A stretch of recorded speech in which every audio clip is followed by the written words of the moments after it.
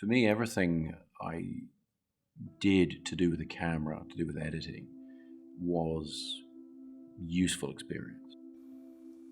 Siapa yang tidak kenal Christopher Nolan? Seorang director untuk trilogi Batman Dark Knight, Inception, Tenet, Dunkirk, dan Interstellar, serta masih banyak film lainnya. Tidak perlu berlama-lama lagi, jadi apa sih yang Christopher Nolan sajikan di tiap filmnya? Yang pertama, storytelling. Jika orang mengenal Nolan, maka pasti akan tahu salah satu ciri dari sutradara ini, yaitu memperlihatkan puncak cerita atau masalah di awal scene. Biasanya, ini dilakukan untuk memperlihatkan apa yang terjadi pada cerita, tetapi tetap membuat penasaran karena orang-orang akan berpikir bagaimana itu bisa terjadi. Tapi tenang saja, biasanya spoiler kecil itu tidak banyak, hanya sekilas saja dan pasti bersangkut pautan dengan si tokoh utama. Ada lagi salah satu ciri dari Nolan. Dia biasa menyelesaikan cerita dengan setengah cliffhanger. Ambil contoh saja film Inception, di mana di ending, sang tokoh utama akhirnya kembali ke rumah. Tetapi penonton dibuat fokus dengan sebuah totem yang masih terus berputar, yang artinya sang tokoh utama ini seperti masih berada di alam mimpi. Namun begitulah Nolan menyajikan film, agar penonton bisa menebak-nebak apa yang terjadi ketika film selesai. Nolan juga sering membuat film dengan tema yang berbau science fiction, di mana film-filmnya bisa dinalar karena ada teori kuat mengenai hal tersebut.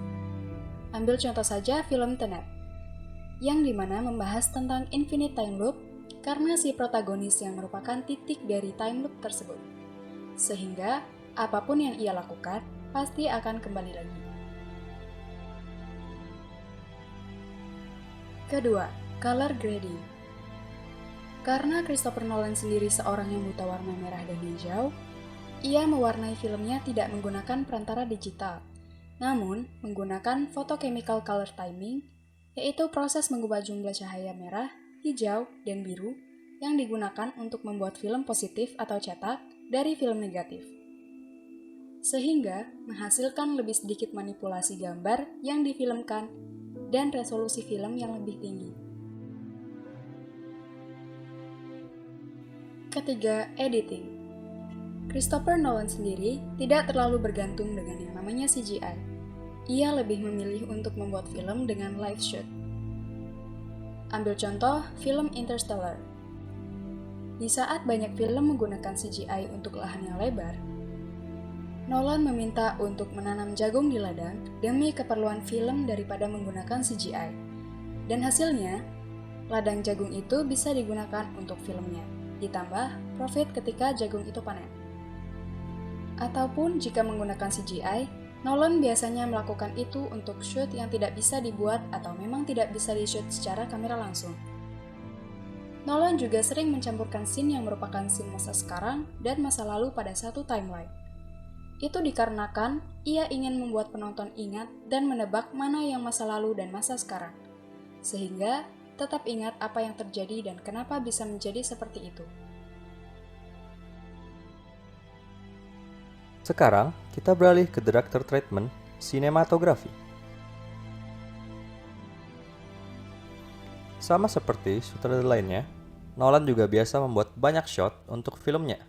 Misalkan saja yang pertama ada camera placement, seperti single,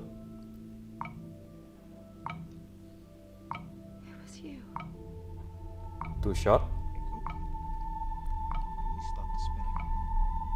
three shot, four shot, crowd shot,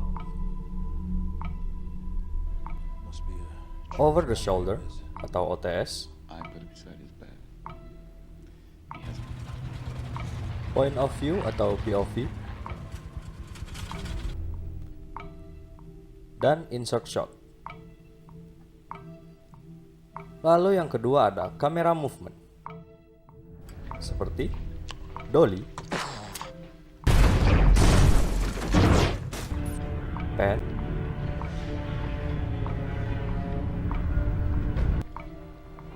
boom or jeep,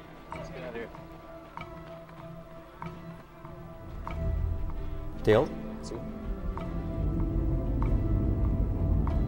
truck, dan roll. This entire facility is a centrifuge. Some kind.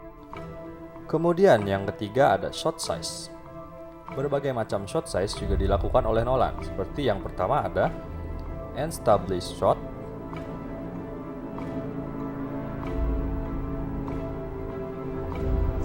master shot,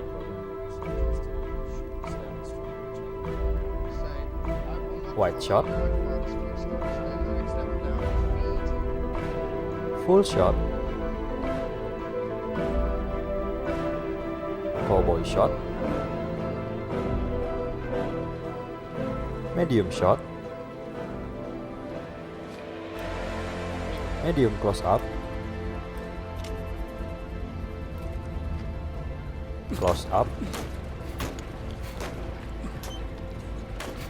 dan yang terakhir extreme close up.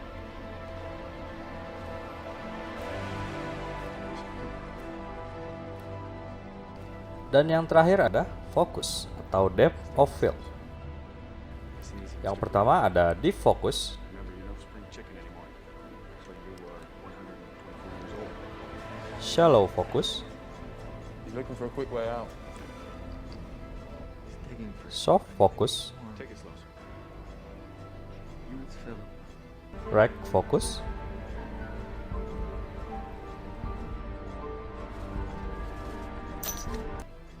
Jadi, apakah kalian sudah paham bagaimana Christopher Nolan menjadi sutradara? Menarik bukan? Jika kalian sudah tertarik dan mendapatkan banyak ilmu, kalian bisa meninggalkan like, subscribe, dan pencet notifikasinya untuk mendapatkan informasi terbaru dari channel kami.